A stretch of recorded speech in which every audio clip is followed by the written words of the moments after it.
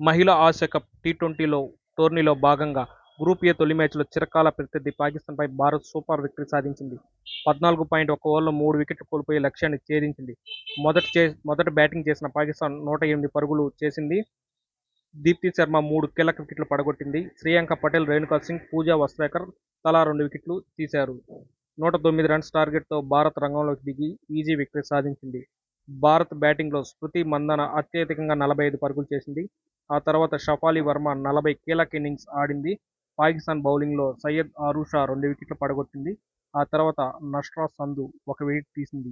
ఏది ఏమైనా పాకిస్తాన్పై విక్టరీ అంటే అది చాలా ప్రత్యేకమైనదని చెప్పొచ్చు. మరిన్ని ఇలాంటి ఇంట్రెస్టింగ్ వీడియోస్ కోసం మన ఛానల్ని సబ్స్క్రైబ్ చేసుకోండి. Thank you.